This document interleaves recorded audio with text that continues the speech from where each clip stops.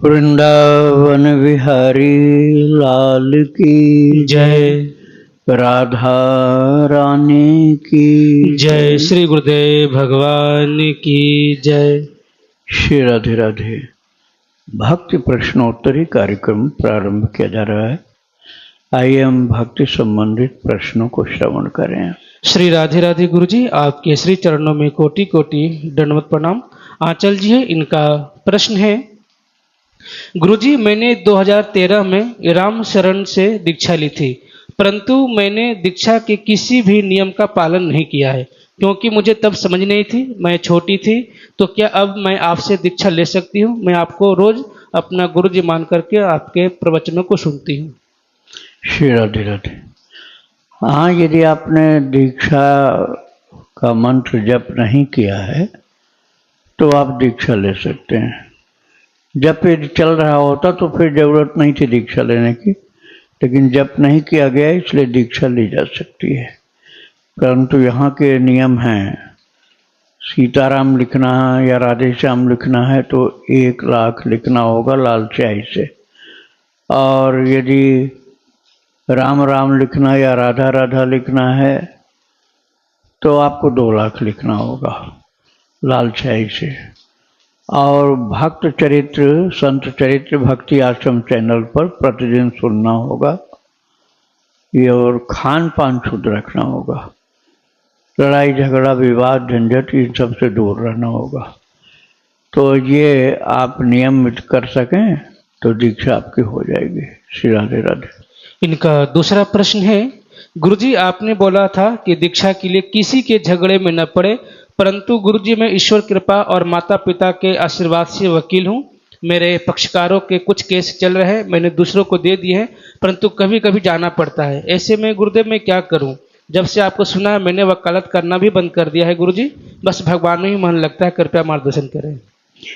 नहीं, जब आपका काम ही है वकालत वाला तब तो करना पड़ेगा। तो झगड़े का मतलब कि व्यक्तिगत झगड़ा विवाद झंझट ये सब नहीं करनी चाहिए, लेकिन आपका तो वो काम हुआ, वो पेशा, आपका पेशा है वकालत करने का, तो वो झगड़ा नहीं, झगड़े का निपटारा करना होता है। वकील जो झगड़ा नहीं करता, झगड़े का निपटारा करता है, इसलिए आप वो कार्य अपना कर सकते हैं। राधे राधे। इनका आखिरी प्रश्न है, गुरुजी मैंने 2 लाख से ज़्यादा नाम लेखन कर लिया है और अभी भी कर रही हूँ, परंतु कभी कभी बीच में 1 या 2 दिन छूट जाता है। ऐसे में क्या मैं आपसे दीक्षा ले सकती हूँ? क्योंकि मेरी आपसे दीक्षा लेने की इच्छा बहुत तीव्र है और मैं एक बार वृंदावन आ चुकी जब मैं बहुत छोटी थी। कोशिश ये करनी चाहिए कि कोई दिन गैप ना हो, भले ही 5 मिनट 2 मिनट लिख लो तो निरंतरता बनी रहे। किंतु कभी कोई छूट गया है तो उसका प्रायश्चित ये है कि अगले दिन ज़्यादा लिखो, फिर दोष निवारण हो जाएगा। राधे राधे। अर्चना जी हैं, इनका प्रश्न है, गुरुदेव आपने एक दिनचर्या बताई थी तो मैं काफ़ी दिन तक की, लेकिन इधर 3 दिनों से दिनचर्या हो नहीं पा रही गुरुदेव। बहुत स्वप्न आ रहे हैं, सुबह जल्दी उठ नहीं पा रही हूँ गुरुदेव, बहुत बहुत दुख हो रहा है गुरुदेव। मेरी दिनचर्या फिर से ठीक हो जाए ऐसा कोई मार्ग बताएं। मैं सुबह उठ नहीं पा रही हूँ, बहुत आलस आ रहा है उठने में। आलस्य को त्यागना आप स्वयं करेंगे, इसमें दूसरा कोई कुछ नहीं कर सकता है। आलस्य त्यागने के लिए अपना दृढ़ निश्चय हो कि मुझे तो ये कार्य करना ही करना है, तो ये आसानी से हो जाता है, लेकिन पक्का निश्चय होना चाहिए। इसके लिए आप किसी दूसरे से इतना सहयोग ले सकते हैं कि वह आपको फ़ोन करके पूछे, कोई हितैषी व्यक्ति परिवार का, कि आपने ये कार्य आज किया, तो किसी के पूछने की ड्यूटी यदि लगा सको तो इसमें हेल्प मिल जाएगी आपको। राधे राधे। आनंदीलाल जी, इनका प्रश्न है, गुरुजी मेरे घर में शांति नहीं है, गुरुजी क्या प्रॉब्लम हो सके, इसलिए मैं गुरुजी आपसे सलाह की आवश्यकता है। गुरुजी मेरे आय से ज़्यादा मेरा खर्च बढ़ता जा रहा है, अब मैं क्या करूं? मैं नाम जब भी करता हूं जैसे तैसे बताया गया है वैसे वैसे मैं जैसे जैसे बताया गया वैसे वैसे मैं नाम जप करता हूं, इसलिए पूछता हूं क्या मैं नवग्रह की पूजा करूं या फिर मैं क्या करूं? क्योंकि आय से ज़्यादा खर्च मेरा बढ़ रहा है, घर में प्रॉब्लम भी बहुत हो रही है। नवग्रह की नहीं करिए, भगवत अनुग्रह की पूजा करिए। और वो है गोपाल सहस्त्र नाम। गोपाल सहस्त्र नाम खूब पाठ करो, 11 पाठ रोजाना करो तो प्रभु का अनुग्रह इतना हो जाएगा कि नवग्रह भग जाएंगे, अनुग्रह ज़्यादा हो जाएगा ठाकुर जी का। तो आपको गोपाल सहस्त्र नाम का पाठ करना है, 11 पाठ रोजाना करना, तो फिर आपको कोई भी ग्रह का मंत्र नहीं जपना पड़ेगा। राधे राधे। रानी सैनी जी, इनका प्रश्न है, गुरुदेव क्या भगवान सच में होते हैं? क्या यह सच है कि भगवान दयालु होते हैं? भगवान को यह सृष्टि बनाने की जरूरत क्यों समझी? ना ये सृष्टि होती ना पाप पुण्य होते हैं। दूसरी बात, पहले भगवान ने सृष्टि बना दी, फिर भगवान ने कहा कि मुझे भजो तो मुझे पाओगे, फिर भगवान ने अपने से अलग क्यों ही किया था? क्या भगवान को मजा आता है ऐसे सृष्टि की उत्पत्ति करके फिर उनको नचाना? जुर्म करने वालों की बारी तो सभी की आती है, पर यह कैसे पता करें कि हमारी बारी आकर हिसाब पूरा हुआ है या उनकी बारी अभी आएगी? आप भी तो यही काम करते हैं, अपने बच्चों के लिए घर नहीं बनाते हो क्या? भगवान बनाते हैं सृष्टि, ऐसे आप भी तो अपने बच्चों के लिए घर बनाते हैं। ज़्यादा बच्चे हो गए तो ज़्यादा घर बनाते हैं, ज़्यादा फ्लैट्स लेते हैं या बिल्डिंग बनाते हैं। ऐसे ही ठाकुर जी भी अपने बच्चों के लिए घर बनाते हैं, वो संसार हो जाता है। आपने बहुत सा परिवार आपका होगा तो कॉलोनी आप बना देंगे पूरी, ऐसे भगवान भी बनाते रहते हैं। आपको अपने बच्चों की जैसे चिंता है, ऐसे ठाकुर जी को भी अपने बच्चों की चिंता रहती है, इसलिए सारी सुख सुविधा कृपा सब कुछ वो करते रहते हैं। श्री राधे राधे। इनका प्रश्न ये भी था गुरुजी कि जैसे कुछ ऐसे होते हैं ना गुरुजी, तो कहते हैं कि जैसे जुर्म करने वालों की बारी तो सभी की आती है, पर यह कैसे पता करें कि हमारी बारी आकर हिसाब पूरा हो गया है या उनकी बारी अभी आएगी? अपना अपना करना होता, दूसरे का थोड़े हिसाब के, वो तो यमराज का काम होता है कि दूसरों का हिसाब करना। अपना कार्य करने की जिम्मेदारी हमारी होती है, केवल हमको अपना कार्य करने की जिम्मेदारी है कि हम गलत काम न करें। दूसरे का निपटारा तो ठाकुर जी करते हैं या ठाकुर जी की ओर से धर्मराज करते हैं। श्री राधे राधे। प्रश्न है गुरुजी, साधक का जब भगवान से प्रेम होता है तो क्या उनका सौंदर्य देख के होता है या बाकी कोई और कारण भी होते हैं भगवान से प्रेम होने का? कृपा का अनुभव, कृपा का अनुभव आप करना शुरू करो, प्रेम हो जाएगा।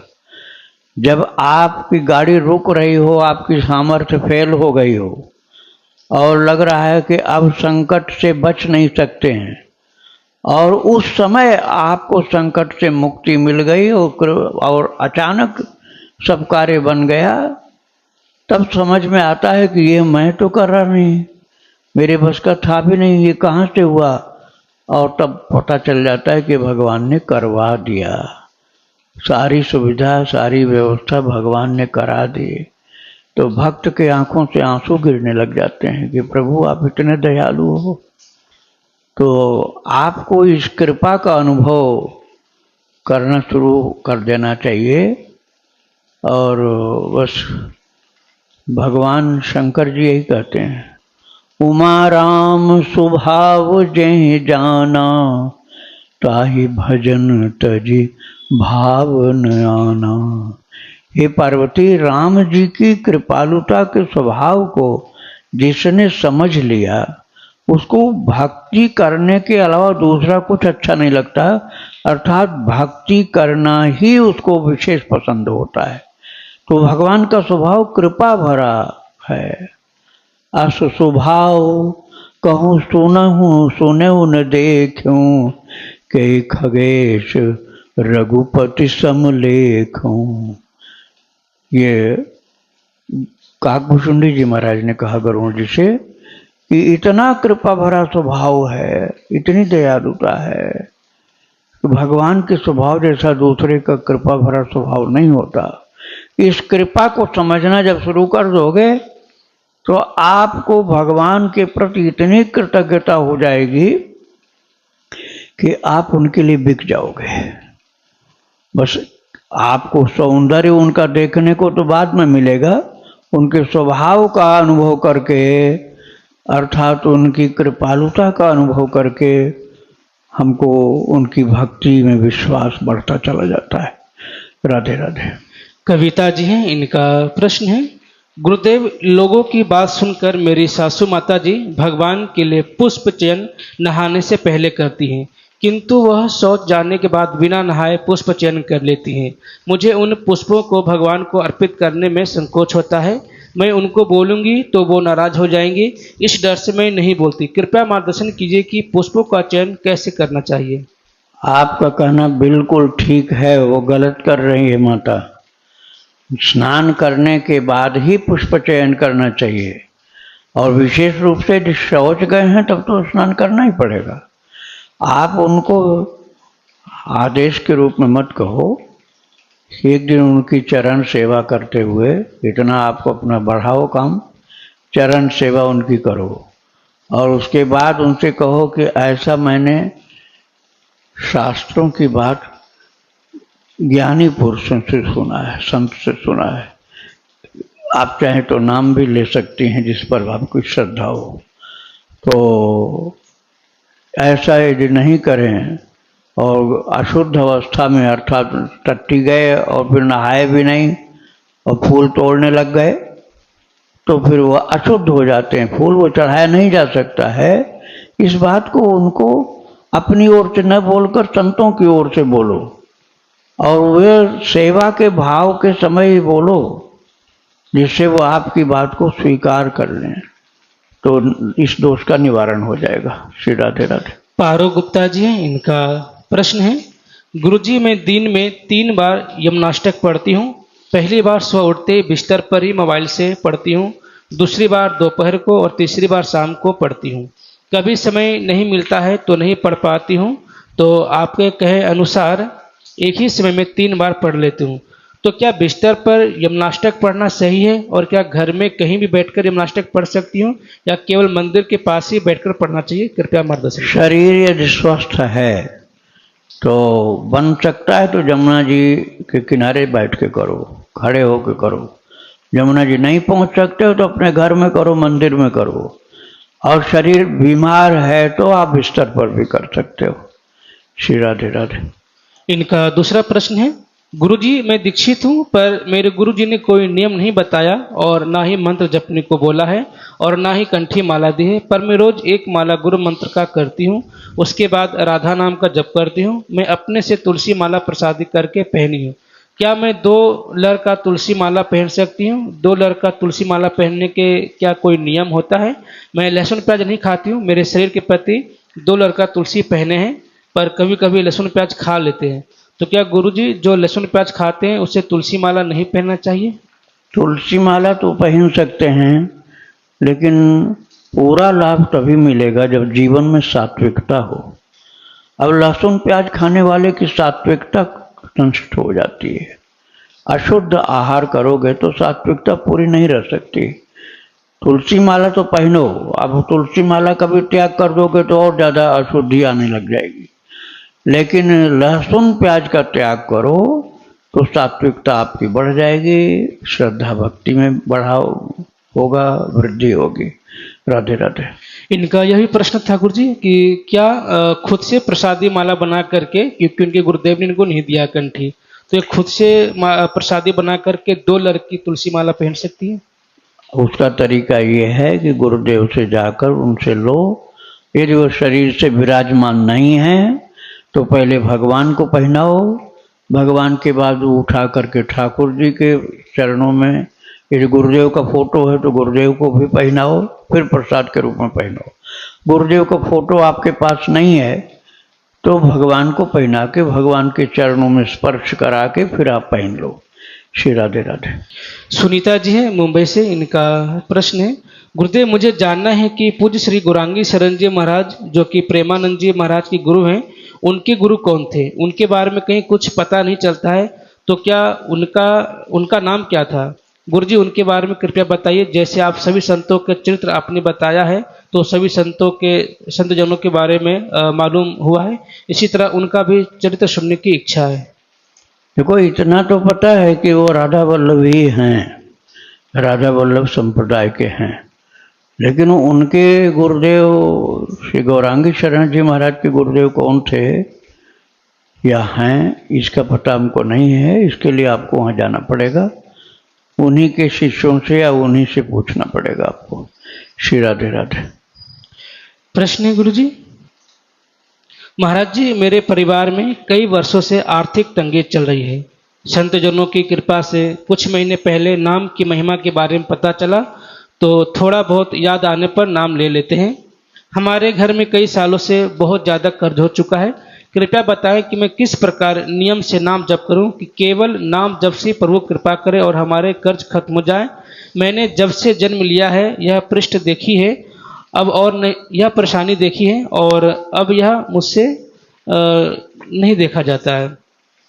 मैं चाहता हूं कि मेरे परिवारजन को मैं पढ़ाई करता हूं, इसलिए केवल जब ही कर सकती हूं, तो कृपया आप मुझे नियम बता दीजिए जिससे कर्ज मुक्त हो सके और प्रेत योनि को प्राप्त ना हो। आप इसके लिए गजेंद्र मोक्ष का पाठ करिए।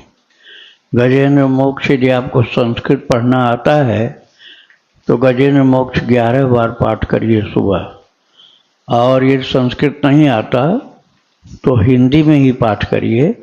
गजेंद्र मोक्ष पाठ करने से महामना मदन मोहन मालवीय जी का अनुभव है कि कर्ज से मुक्ति मिल जाती है, और ये बहुत बड़ी बात है।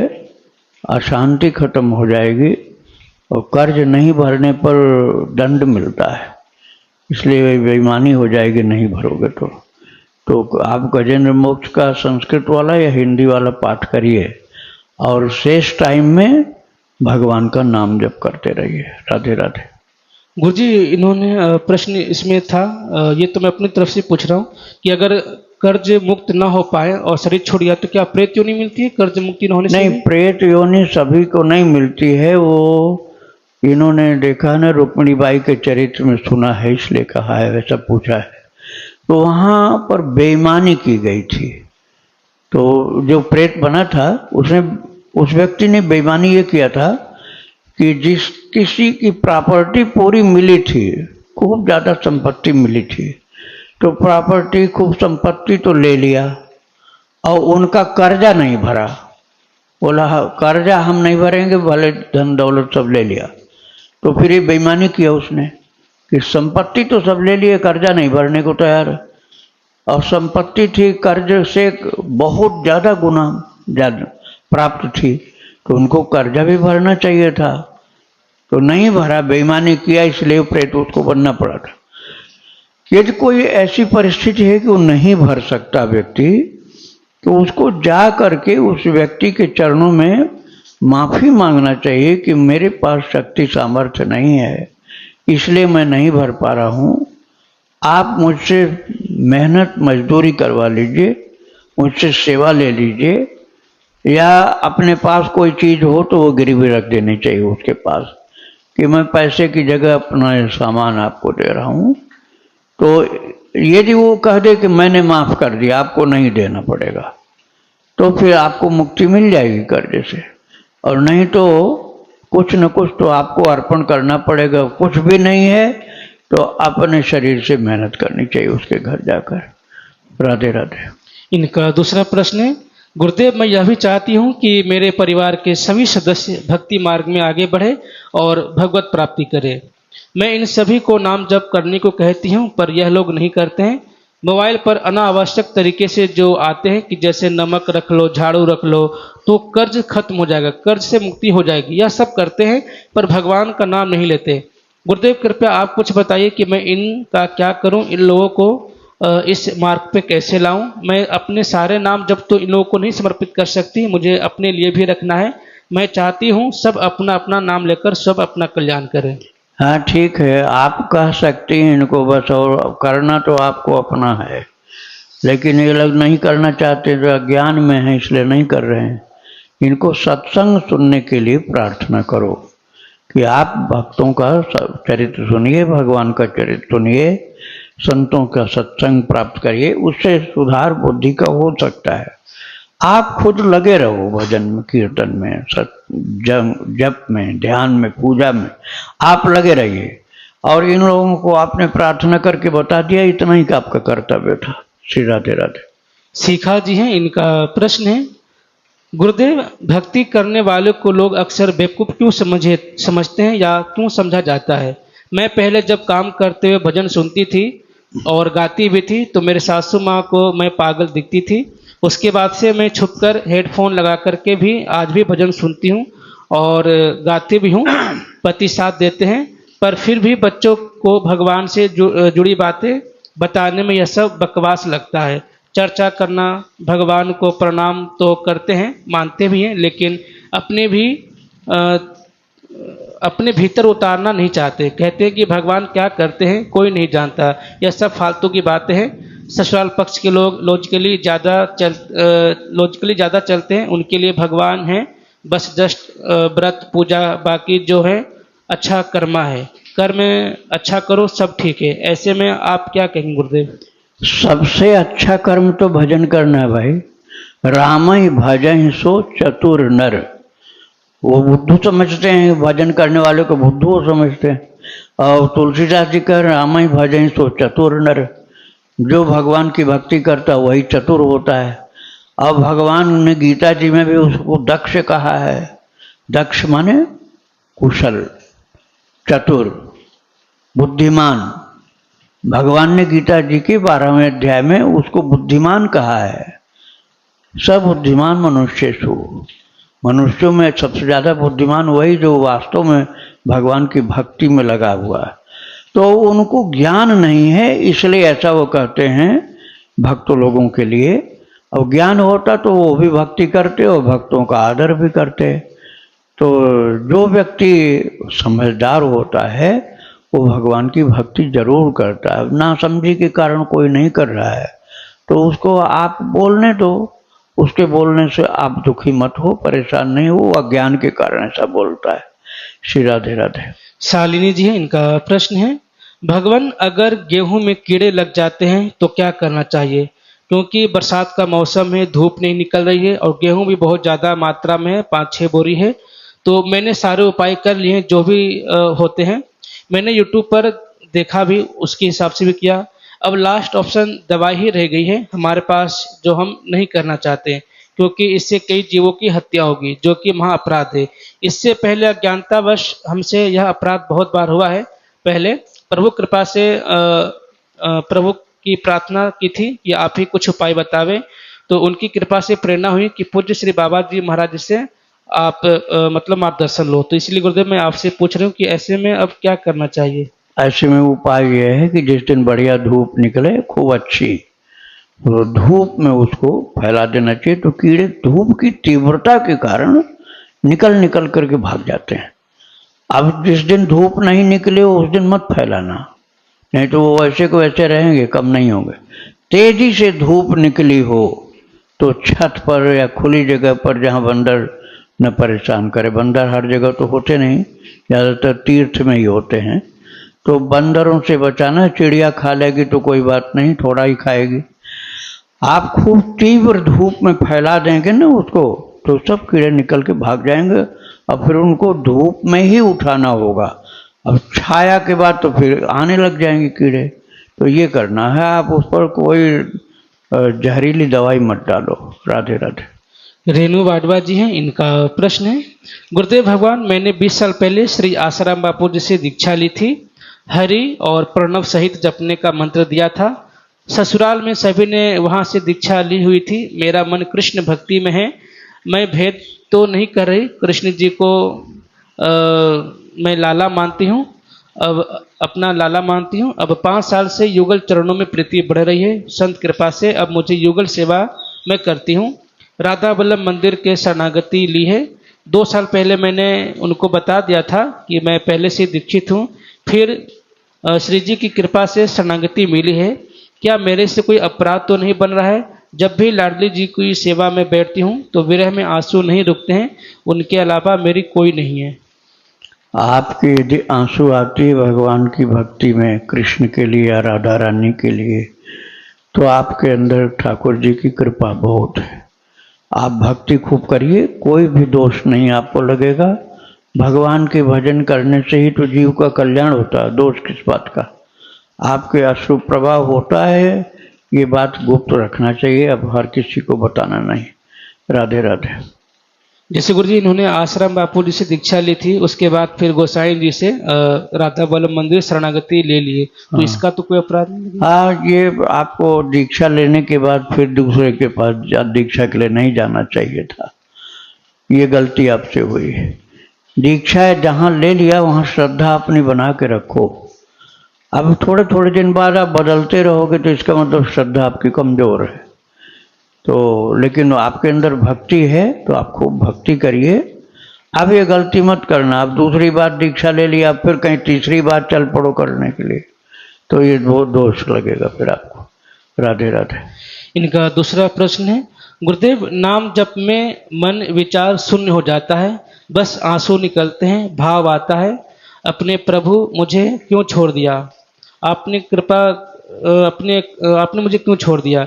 इसी भाव से मैं रोटी बना रही थी, गोपी गीत का पाठ करते हुए प्रभु रोटी पर छवि आकृति अंकित हो गई लाला की, तो क्या मैं सही मार्ग में आगे बढ़ रही हूँ, मेरे द्वारा कोई अपराध तो नहीं बन रहा है, और मैंने यही कामना की है ठाकुर जी से कि बस आपकी कृपा प्राप्त हो। हाँ सही है, आप कहीं भी गलती नहीं है, आप भक्ति खूब करो। राधे राधे। पूजा जी हैं काशी से, इनका प्रश्न है, राधा रानी की कृपा से वृंदावन गई थी, सब जगह अच्छे से दर्शन हुआ, पर केसी घाट पर दिया देने वाली लड़की दिया देने के लिए पीछे पड़ गई और ना वाले भी। मैं बहुत चिड़चिड़ी हो गई मना करने के बाद भी, और मैंने दिया नहीं ली। धाम में मुझसे किसी का अपमान हो गया ऐसा मुझे एहसास हुआ बाद में। मैं आज भी क्षमा मांगती हूँ प्रभु से, तो क्या क्षमा मिल जाएगी ऐसे? हाँ गलती हुई आपसे, दिया 5 रुपया 10 रुपया लगता, और या तो कह देते कि मैं अभी पैसा नहीं, यदि नहीं है तो झूठ नहीं बोलना चाहिए, और पैसा है तो एक दिन 10-5 रुपए की दिया जलाने में कोई नुकसान नहीं। फिर उसके बाद अगले दिन जब लोग आवे तो कह दो मैंने पहले कर लिया, तो फिर आपको दोष नहीं लगेगा। राधे राधे। रवि जी हैं, इनका प्रश्न है, भगवान आपने एक प्रश्न के उत्तर में कहा था कि आर्थिक समस्याओं के लिए गोपाल षष्ठ नाम पाठ करना होगा 11 बार, लेकिन नाम जब कर रहे हो तब भी पाठ करना पड़ेगा, या केवल नाम जब से समस्या हल हो जाएगी? नाम जप वो भी है, गोपाल सहस्त्र नाम भी नाम जप है, 1000 नाम होता है एक बार में, और आपने 11 किया तो 11,000 बार 11,000 नाम हो गया। तो यदि आपको ये कामना है तो आप पाठ करिए, और नहीं कामना है तो क्यों, आप फिर तो आप नाम जप करते रहिए, 11,000 की जगह 1 लाख करिए आप। लेकिन यदि आपको अपनी कामना पूर्ण करनी है तो आपको पाठ करना होगा, और नहीं कामना पूर्ण की बात है तो ठाकुर जी का निष्काम भाव से जप करते रहो। राधे राधे। इनका दूसरा प्रश्न है, गुरुदेव 11 बार की जगह अगर एक बार हिंदी अनुवाद में पाठ कर लें और बाकी समय नाम जप कर लें तो क्या सही रहेगा? क्योंकि 11 बार करने के लिए 3 घंटे लगातार बैठना पड़ता है और पवित्र अवस्था का भी ध्यान रखना होता है। हाँ, तो आपको जो हिंदी वाला ही पढ़ना है तो हिंदी वाला पढ़िए, आपको जरूरी नहीं है कि आप वही करते रहिए। 1 बार करना है, 5 बार करना है, जितना बार आपको करना कर लो, उसके बाद प्रभु का गोपाल नाम ही जप करते रहो। उन्हीं का 1000 नाम है, भगवान कृष्ण का गोपाल का ही नाम 1000 बार है, तो आप उन्हीं का एक नाम ले लेना। पहले 1 बार तो पाठ करो, इसके बाद उन्हीं का एक नाम 1000 बार का 1,00,000 बार करते रहो। राधे राधे। श्री राधे राधे। वृंदावन बिहारी लाल की जय। राधा रानी की जय। श्री गुरुदेव भगवान की जय।